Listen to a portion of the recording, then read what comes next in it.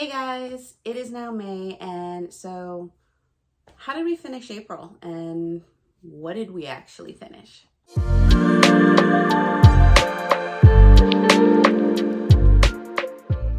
Hey guys, if you're new here, welcome to the Book Path. I'm Nicole, and if this isn't your first rodeo, thanks for sticking around.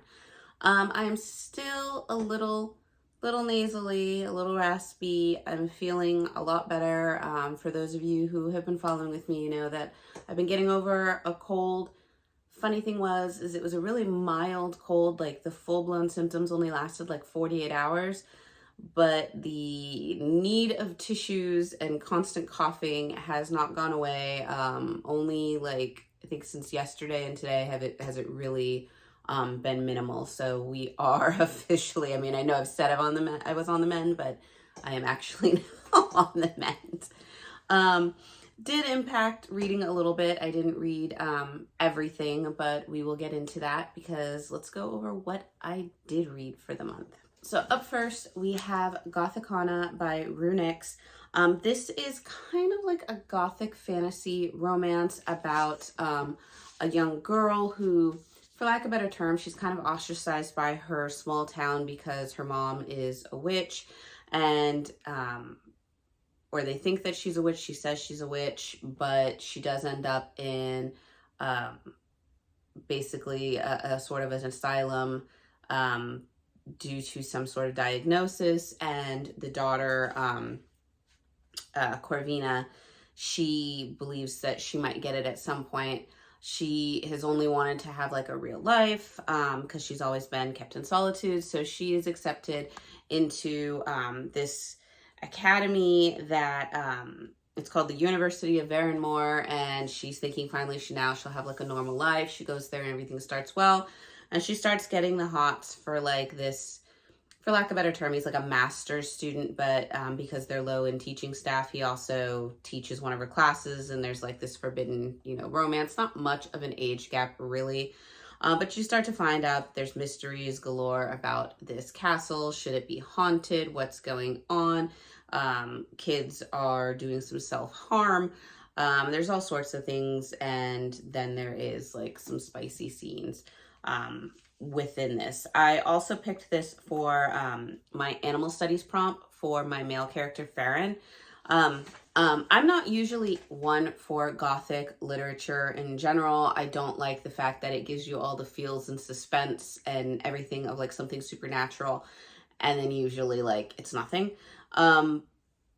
I was surprised by this one. I did end up giving it 4 stars. I did enjoy it. It's probably one of the only gothic literatures, even though this is more modern, that I did enjoy. There were some supernatural elements to it, which I did like. It left off on kind of a, I don't know if this is going to be a standalone or if they're going to bring it back. I mean, because now, there's kind of like an epilogue to this. But either way, it was an interesting read. And definitely if you are not one for a lot of gothic literature, but you come across a gothic prompt for a readathon, or you maybe want to try, this would be one that I'd recommend because it does have that gothic feel to it, the spooky setting. There is the romance, there is the spice, but there are also elements of some sort of like paranormal, if you will. So I did enjoy that.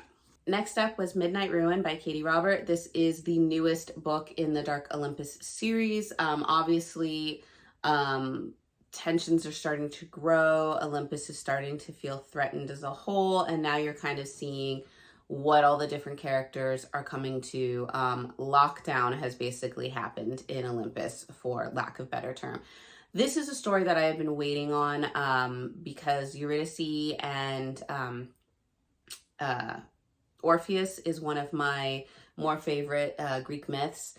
And so I was really curious to see how they were going to do that, considering in the first one, there's something that happens between Orpheus and Eurydice to kind of break them up and put them at odds and kind of, have this. So this is kind of like a second chance romance. However, while Eurydice has been with her sister Persephone down in kind of the underworld with the rule of Hades, she has been getting into a subtle friendship romance with Hades' right-hand man, Charon, and So you kind of have a bodyguard romance, second chance romance, love triangle. So I was really excited to see where this was going to go. And I ended up giving this one 3 stars. I thought that because you had this love triangle, because you had this second chance romance possibility in here, I was expecting a little bit more tension, emotional tension, build up. And I just felt that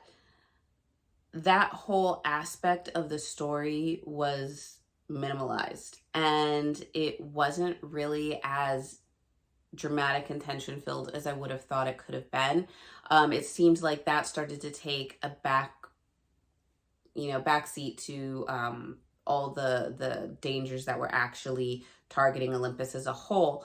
And I just kind of felt a little underwhelmed by it. I'm not gonna lie, I was a little disappointed. There is spice, there's a lot of spice in it.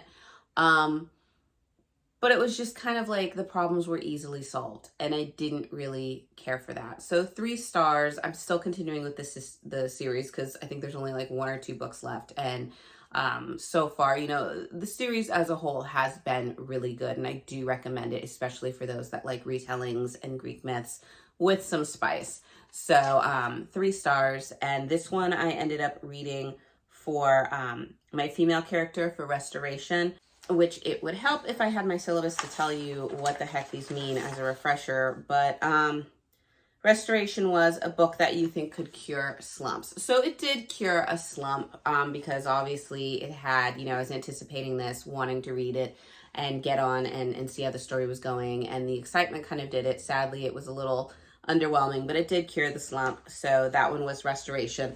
And for Gothicana, I did look that up. That was the Animal Studies. And that was a book with a yellow title. And of course, Gothicana was kind of in gold. So that's the one that we went with there. So next up, we went and tackled our Cocky Hero book club pick. And that ended up being British Bedmate. It was supposed to be Playboy Pilot, but I ended up, when I was looking around for everything, it said that British Bedmate was supposed to come before Playboy Pilot. So I was a little underwhelmed once again with this one. So far, every Cocky Hero book club pick we've been picking has been 5 stars. The storylines have been great. The characters have been great. The spice has been great. I mean, everything has been what it needed to be.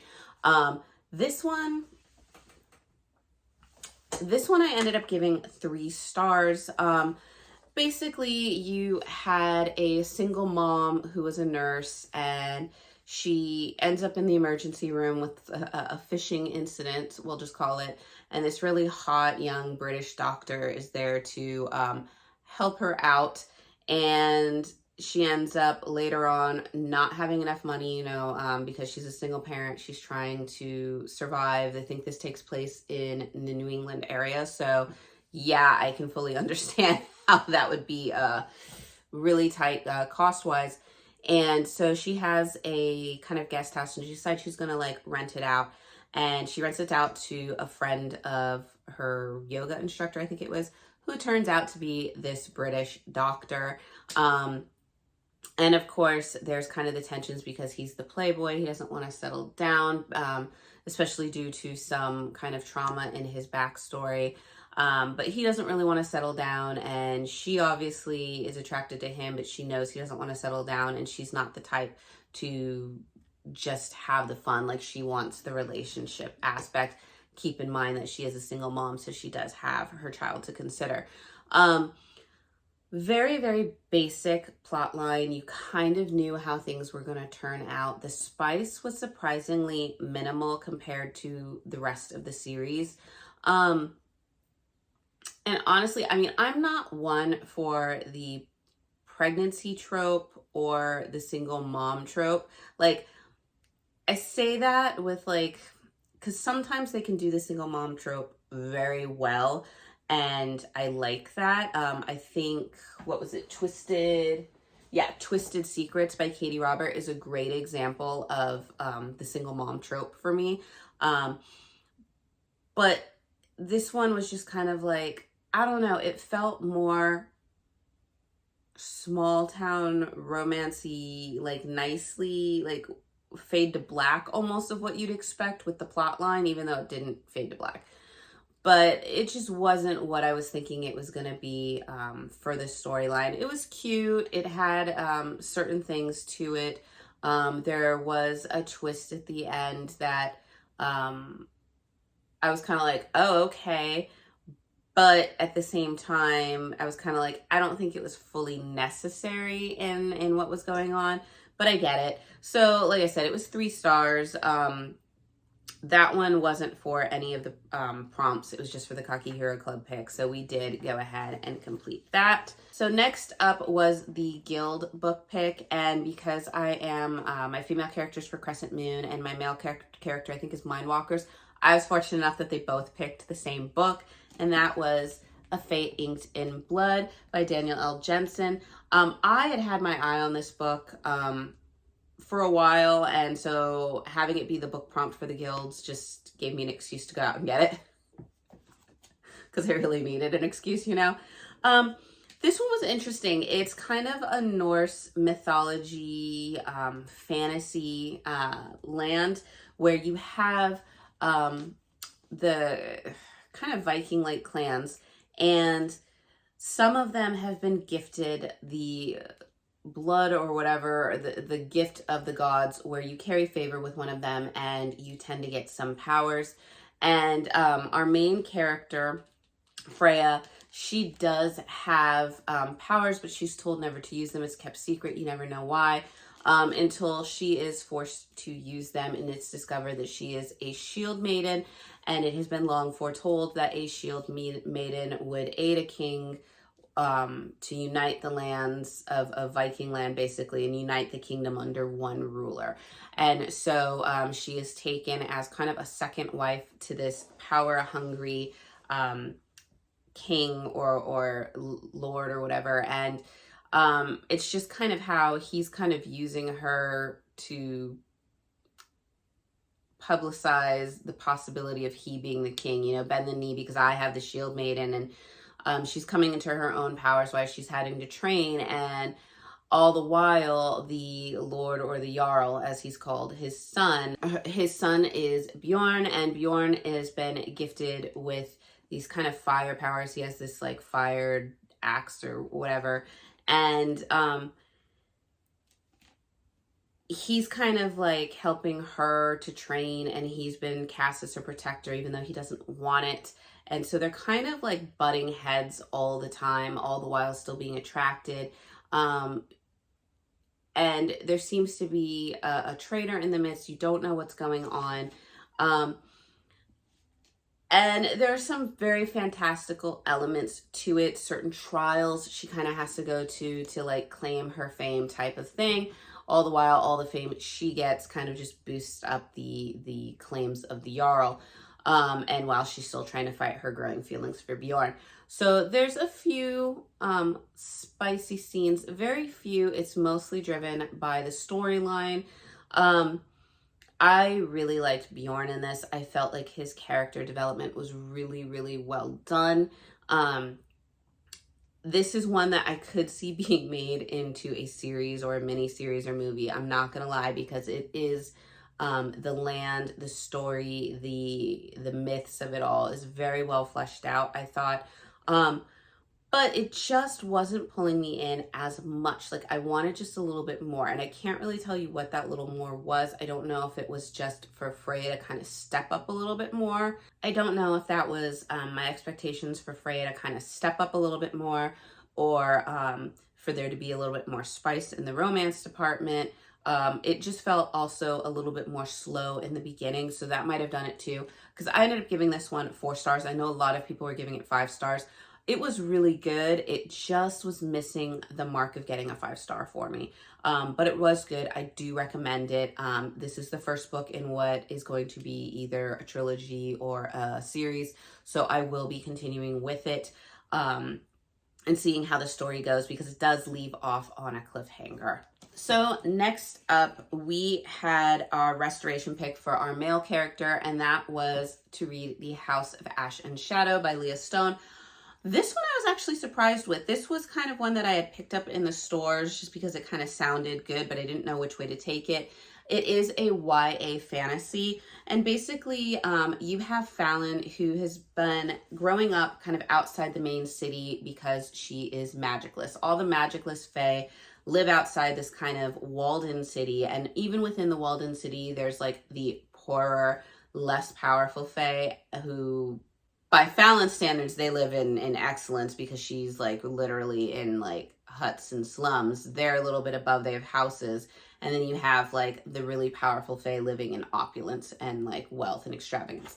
Anyway, her father, her adoptive father, is sick and dying, and so she breaks into the city to find some sort of healing ointment, only to be told that what her father has isn't going to be cured by a healing ointment. She needs to find a healing fae, and that she should go to the academy and find one of the students there to help, because they have to get so many types of patients to fulfill their healing requirements, if you will. So she goes and she finds Arian, who is a healing fae, and he obviously needs the requirement. So he goes to help her, and while helping her, he ends up touching her. And why this is so important is Fallon seems to be cursed. Anybody who touches her, whether it's like grazing by her hair, skimming by whatever,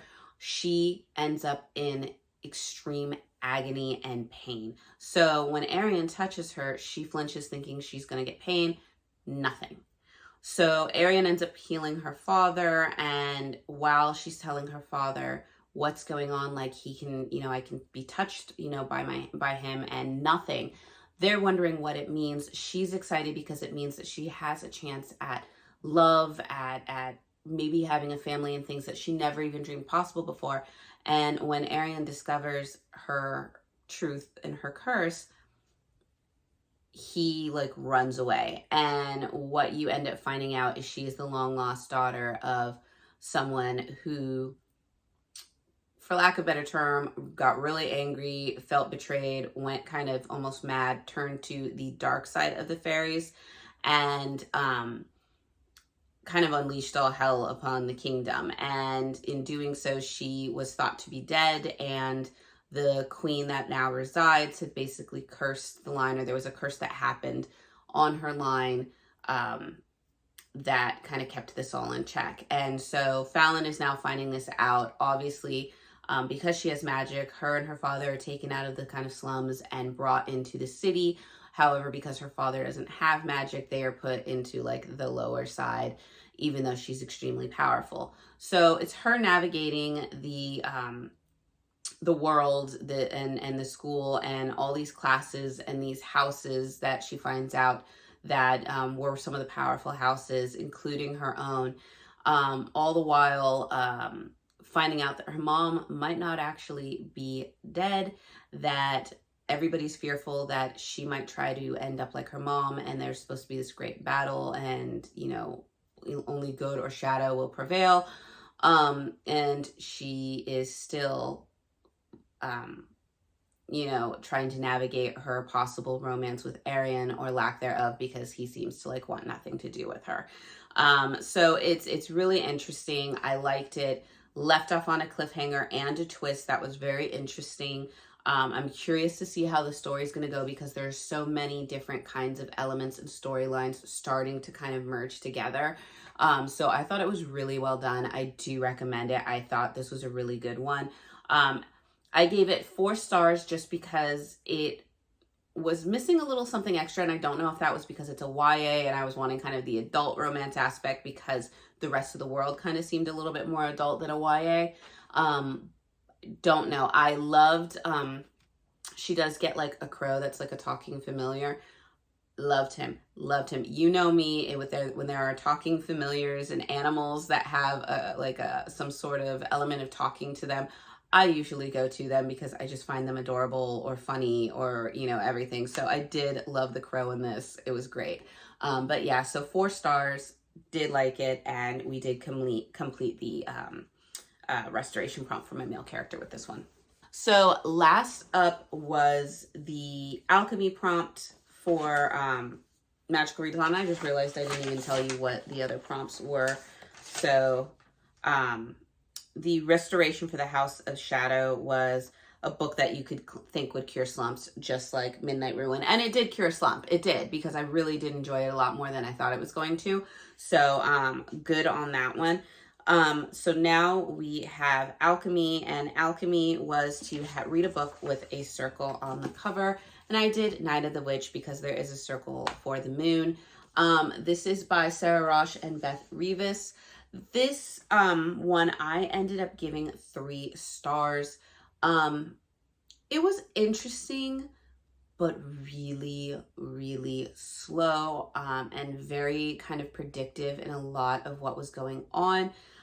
You have a story that's set sort of like a historical fiction with elements of fantasy and romance, in a backdrop of like 15th, 16th century Germany, and like these witch hunts that were going on there, which is part of the history.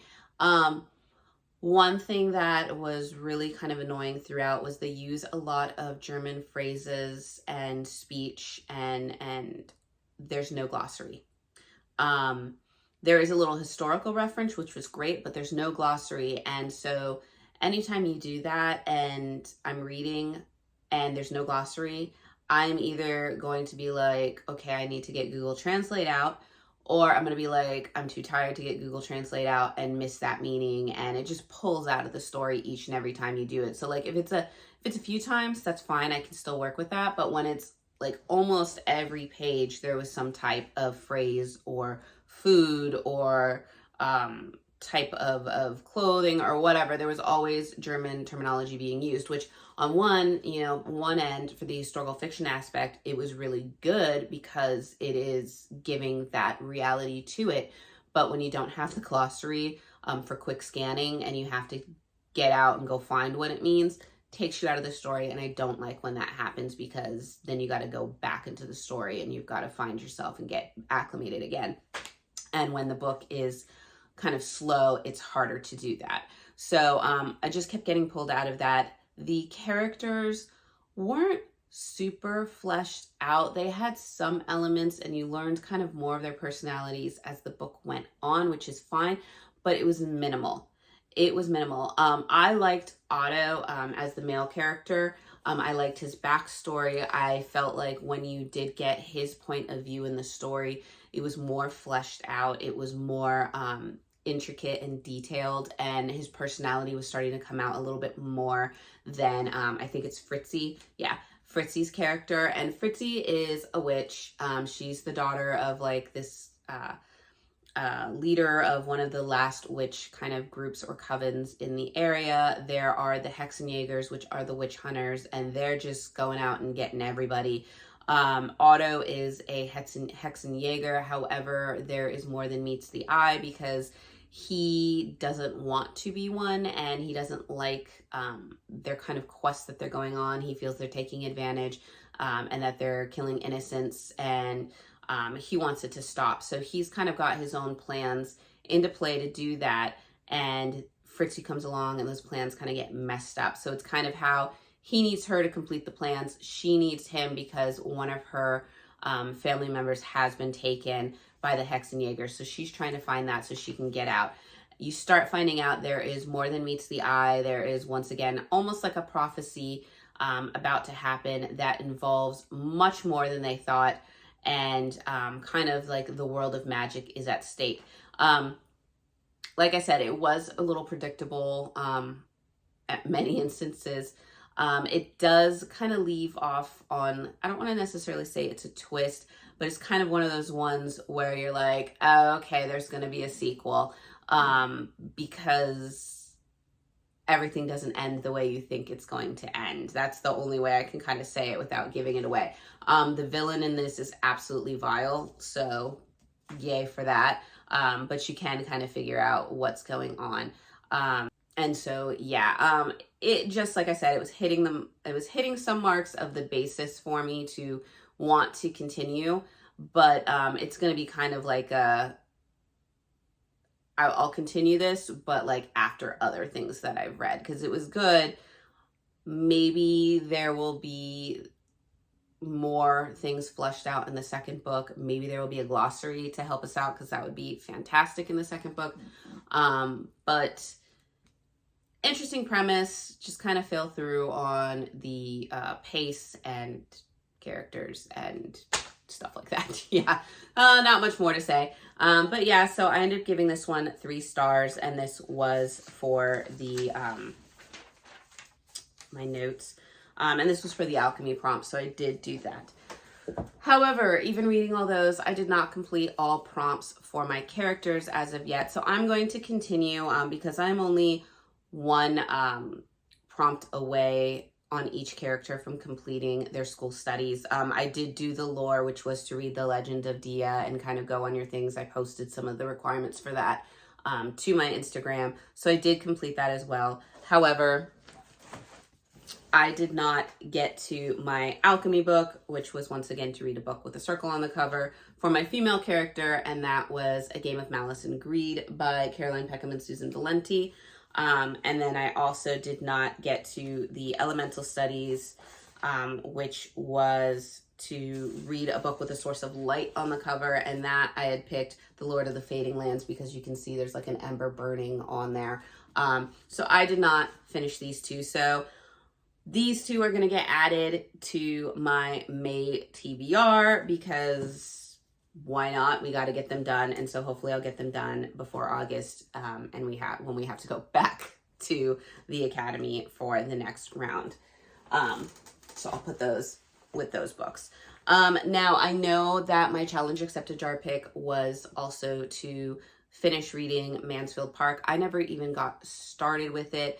Every time I thought about picking it up, I just kind of like remembered not liking Northing or Abby, and kind of just, I don't want to say anxiety, but that dread of picking up this book and not liking it when I knew I had to get through the others. So I have decided that when it comes to the Jane Austen books, I am not going to use them in the challenge accepted jar. I am instead going to, in the summer months that come, I'm going to grab Persuasion by Jane Austen. And I'm going to read that because Persuasion was my favorite adaptation. I loved the story of that one. I also think it was one of the books that she wrote later in life. So I'm going to read Persuasion at some point in the next, not for May, but maybe for June or July.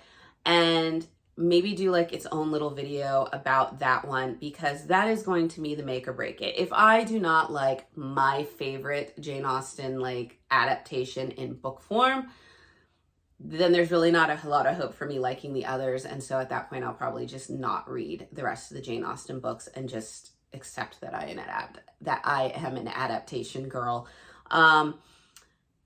However, if I do like Persuasion, then I will go back and try to read the other ones and keep them going. But I feel like that is kind of the deciding factor that I need to do, because otherwise we're just going to keep dreading reading these books, and that's not what I want to do for the challenge accepted jar. So because I didn't read Mansfield Park and I had the months to read it and I didn't do it, I'm going to go ahead and choose 2 picks now from the challenge accepted jar. So yay, little mini surprise for you guys, because now I just added the last 2 books from Magical Readathon, and then I am now going to add 2 more books to, I think, what was already like 10 books for May. So yeah, it's going to be a heavy reading month for us.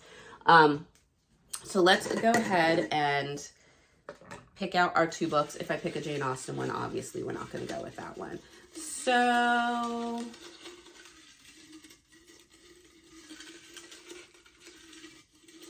okay, one is caught in between my fingers. Okay, well, there's a bunch of them. So we're going to go with this one in the middle.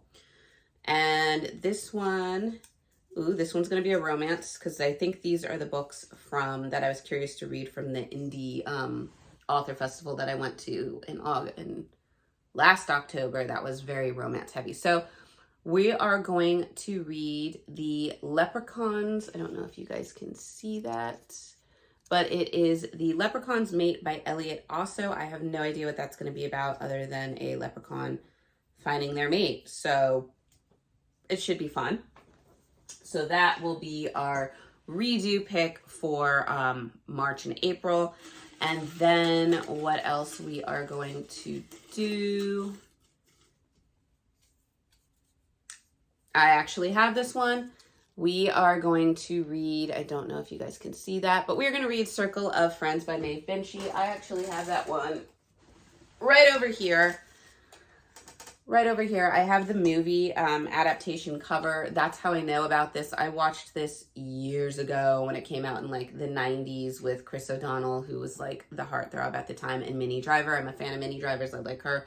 I think she's funny. But this is basically a story of a group of friends that grow up in Ireland, and kind of the girl who is the more quiet, insecure, you know, she's not the tall, slender, pretty girl. She's kind of that one at odds with herself. And she goes to like an all-girls school with her friends, and they meet with the all-boys school, which is Chris O'Donnell's character. And Chris O'Donnell and her strike up this friendship that borders on romance. Like, she crushes on him. Never think it's possible that someone like him could like her, but he does.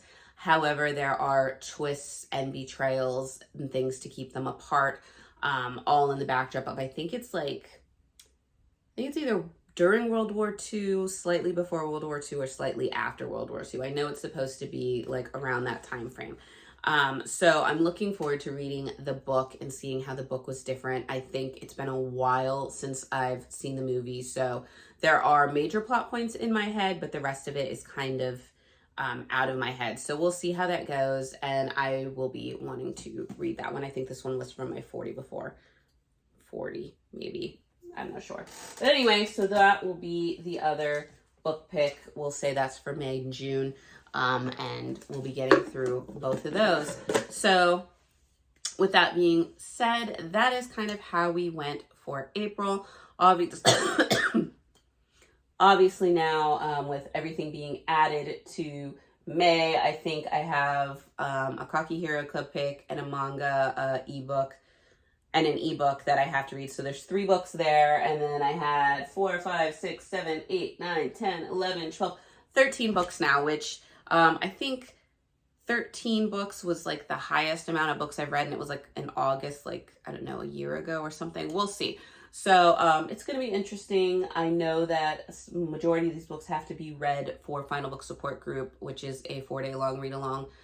So hopefully we can conquer all that, because that will minimize kind of the rest of the month for us. But I will be keeping you guys posted. So let me know how you guys did. If you did Magical Readathon, were you able to successfully complete all your prompts, unlike me? Or are you in the same boat and we're both going to be kind of like trying to get them ready and done with before the next semester comes along? If you guys were sick like me, then I hope you guys are on the mend as well. But other than that, enjoy the nice weather that's coming your way. Spring is almost done. We are about to hit summer. We are getting some higher temperatures here. It just kind of whooshed right by like the good temperatures and into hot and humid here. So with that being said, hope you guys are doing well, and I will see you guys in the next video. Bye.